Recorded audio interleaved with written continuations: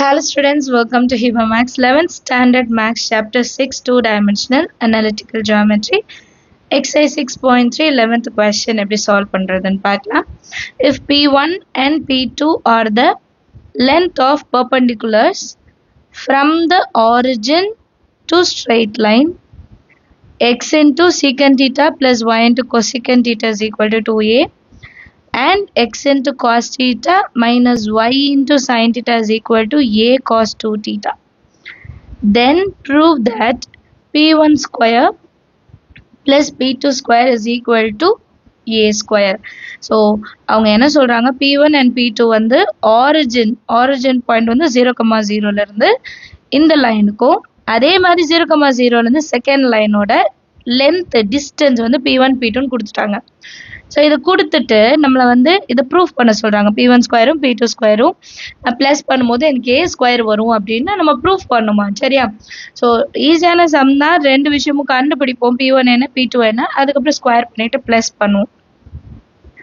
சொல்யூஷனில் first given point ரெண்டுக்குமே equal தான், அதனால ஃபஸ்ட்டு அதை எழுதிக்கலாம் 0 1.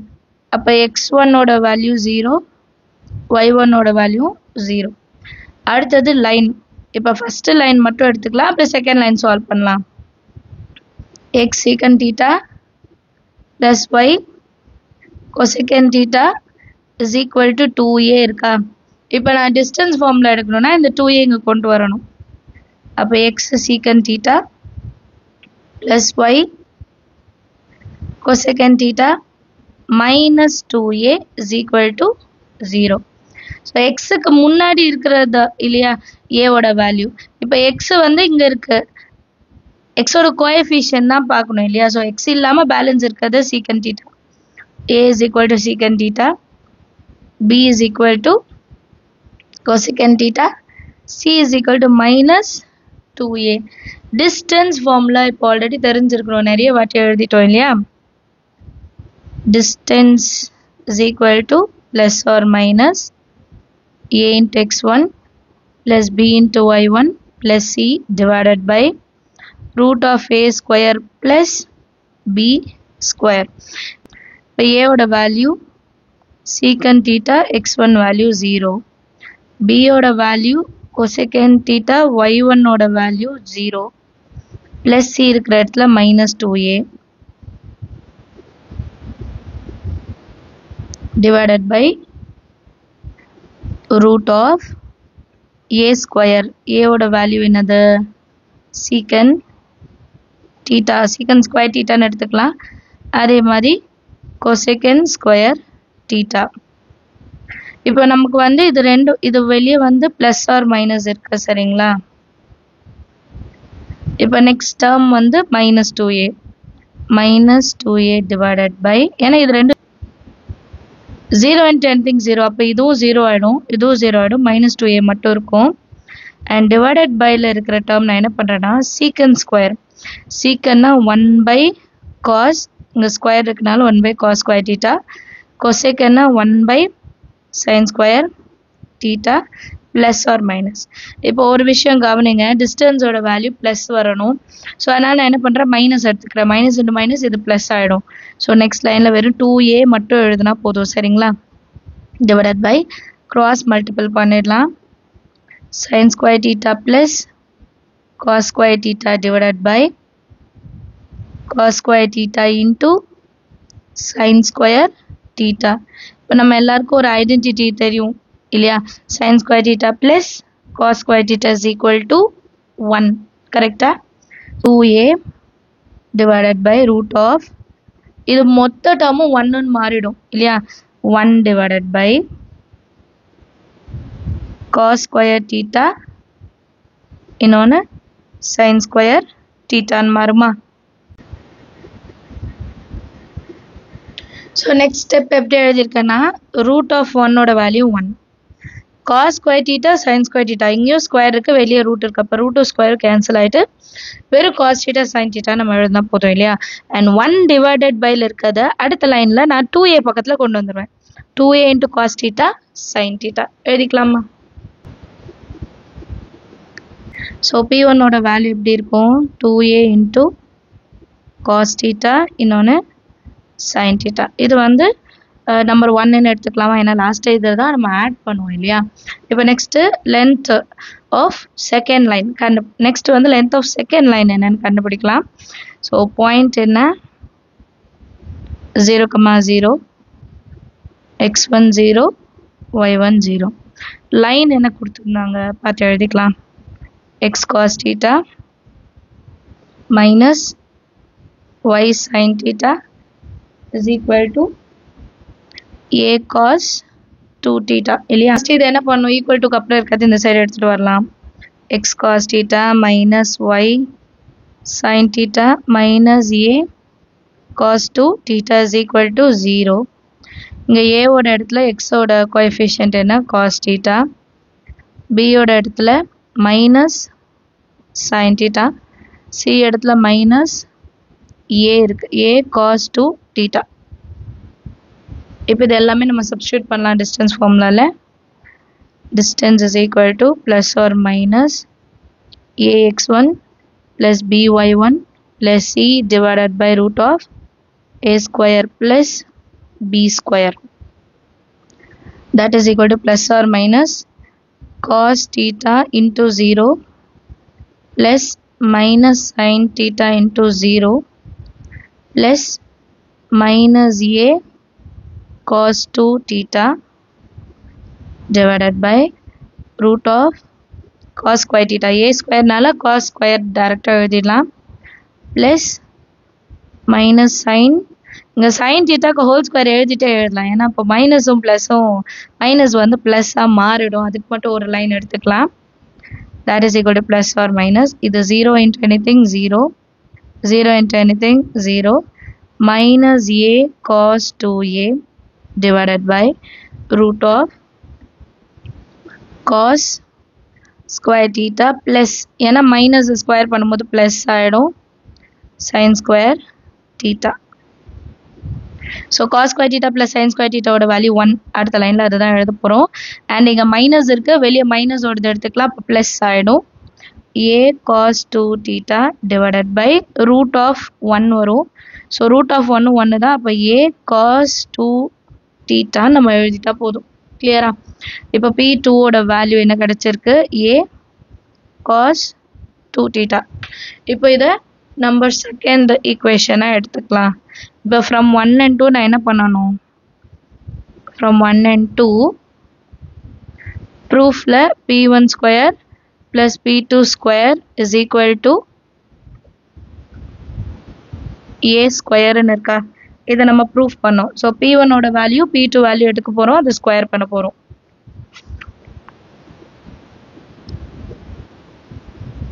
ஃபஸ்ட்டு P1 ஓட வேல்யூ எழுதிக்கலாம். 2a cos theta sin theta அதுக்கு ஸ்கொயர் ப்ளஸ் இப்போ P2 ஓட வேல்யூ கண்டுபிடிச்சோம் இல்லையா? a cos 2 theta square. நமக்கு ஒரு ஐடென்டிட்டி தெரியும். sin 2 theta is equal to 2 times of sin theta cos theta. இப்போ ஏன் இதை இங்கே எடுத்துக்கிறோம் அப்படின்னா இங்கே பாருங்கள் 2 times of sin theta cos theta இருக்கா? அப்போ நான் இதை எப்படி மாற்றி எழுதலான்னா a மட்டும் தனியாக இருக்கும், sin 2 thetaன்னு எழுதிக்கலாமா? அண்டர்ஸ்டாண்ட் ஆகுது? அதுக்கு தான் சைடில் எழுதியிருக்கேன். அதே மாதிரி ப்ளஸ் a cos 2 thetaக்கு ஒரு ஸ்கொயரும் இருக்குது. இப்போ இதை ரெண்டுத்தையுமே இன்சர்ட் கொண்டு வரலாம்.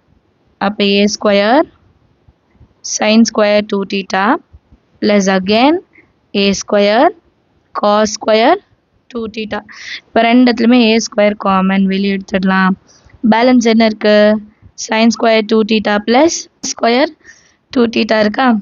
இப்போ இது பாருங்க, sin square theta plus cos square theta ஓட வேல்யூ என்ன? 1. therefore a square into 1 which is equal to a square. So நம்ம ப்ரூஃப் என்ன? P1 square plus P2 square is equal to a square. hence proved ன்னு முடிச்சிடலாம். Understand of the some எல்லாருக்குமே ரொம்ப ஈஸியான some. நீங்களும் ட்ரை பண்ணி பாருங்க. அடுத்த கொஸ்டின் பார்க்கலாம். 12th question பாருங்க. find the distance between the parallel lines. parallel lines ஓட distance என்ன கண்டுபிடிக்கணும். இங்க பாயிண்ட் கொடுக்கல, ரெண்டுமே லைன் தான், ஆனால் ரெண்டுமே parallel லைன் சொல்லியிருக்காங்க. இதில் வந்து ஒரு ஃபார்முலா மட்டும் யூஸ் பண்ணுவோம். ரொம்ப ஈஸியான சம். சொல்யூஷனில் ஃபஸ்ட்டு கிவன் லைன்ஸ் எழுதிடலாம். 12x plus 5y is equal to 7. 12x plus 5y plus 7 is equal to 0. So in the plus 7 inside vanda 12x plus 5y minus 7 is equal to 0 னு இருக்கும். நமக்கு எப்பவுமே is equal to 0 ன்ற format கொண்டு வந்துடலாம். இப்போ distance ஓட formula for parallel lines சரிங்களா, ரெண்டுமே குழம்பிக்க கூடாது. parallel lines கொடுத்தா இதுதான் யூஸ் பண்ணும். c1 minus c2 divided by root of a square plus b square. மாடுலஸ்னா என்ன, பிளஸ் ஆர் மைனஸ் இருக்கும். நெகட்டிவ் வந்தாலும் பாசிட்டிவாக எடுத்துப்போம், அவ்வளோதான். சேம் லாஸ்ட் டிஸ்டன்ஸ் ஃபார்முலாவில் ப்ளஸ் ஆர் மைனஸ்னு எழுதுவோம். இங்கே அது எழுதாமல் மாடுலஸ்குள்ளே எழுதுறோம். இப்போ இதோட C1 A1 தெரியணும் இல்லையா. அண்ட் இங்கே ஏபி மட்டும் தான் கொடுத்துருக்காங்க. பிகாஸ் பேரலல் லைனில் எக்ஸோட கோஎஃபிஷியன்ட் ஒய்யோட கோஎஃபிஷியன்ட் ஈக்குவலாக தான் இருக்கும். ஏயோட வேல்யூ 12 எக்ஸுக்கு முன்னாடி, பியோட வேல்யூ 5. இப்போ C1 வேல்யூ -7, C2 வேல்யூ +7. இது மட்டும் தான் சேஞ்ச் ஆகும், ஏபி வந்து சேஞ்ச் ஆகாது. இப்போ சப்ஸ்டியூட் பண்ணலாம். C1 value -7 minus C2 value 7 divided by root of 12 square 5 square -7 minus 14 divided by 12 square 144 5 square 25. இப்போ மாடுலஸ்குள்ளே இருக்கிறனால இதை ப்ளஸ்ன்னு மாற்றிக்கலாமா. நெக்ஸ்ட் லைனில் எழுதுகிறேன். அண்ட் 144 + 25 வந்து 169ன்னு மாறிடும். சரிங்களா, நான் அடுத்த பேஜில் எழுதுகிறேன். ஸோ லாஸ்ட் லைன் எப்படி இருந்தது, -14 divided by root of 169 இருந்துச்சா. இப்போ நெக்ஸ்ட் லைன் எப்படி இருக்கும், -14 + 14 மாற்றிடலாம். root of 169 13ன்னு மாற்றிடலாம். இதுதான் distance between the parallel lines. 14/13 units எழுதுனா எழுதலாம், எழுதலைனாலும் பரவாயில்ல. சரிங்களா, பேக் அண்ட் சைடில் புக் பேக்கில் வந்து மென்ஷன் பண்ணியிருந்தாங்கன்னா எழுதுங்க, இல்லைன்னா எழுதணும்னு இல்லை. -4y + 5 is equal to 0 and 6x minus 8y minus 15 equal to 0. இப்போ இது கொஞ்சம் டிஃப்ரென்ஸ் இருக்கு பாருங்க. 3 6 4 8 இங்கே 5 இது 15. இது வந்து சேஞ்ச் ஆகும், இது நமக்கு தெரியும் இல்லையா. எக்ஸோட கோஎஃபிஷியன்ட் ஒய்யோட கோஎஃபிஷியன்ட் ஈக்குவலாக வரணும், பட் இங்கே வரல. பட் நமக்கு வந்து அதில் ஏதாவது ஒரு ரிலேஷன் இருக்கும், ஏதாவது ஒரு ஹிண்ட் இருக்கும் பாருங்க. 3 6 4 8 2 டைம்ஸ் இல்லை 3 2s are 6 4 2s are 8. இந்த கோஎஃபிஷியன்ட் நம்ம வந்து ஈக்குவல் பண்ணால் மட்டும்தான் அந்த ஃபார்முலாலே சப்ஸ்டியூட் பண்ண முடியும். ஸோ ஃபஸ்ட்டு கிவன் எழுதிக்கலாம். 3x minus 4y plus 5 is equal to 0. இப்போ இந்த ஈக்குவேஷன் 1 நான் இன்ட்டு 2 பண்ணுறேன். அப்போ எனக்கு 6x minus 8y plus 10 equal to 0ன்னு கிடைக்கும்.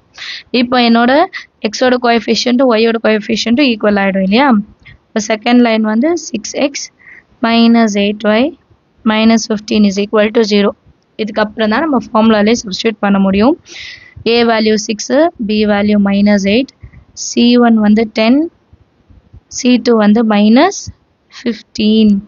இப்போ டிஸ்டன்ஸோட ஃபார்முலா எழுதலாம். Distance is equal to modulus of C1 minus C2 divided by root of a square plus b square.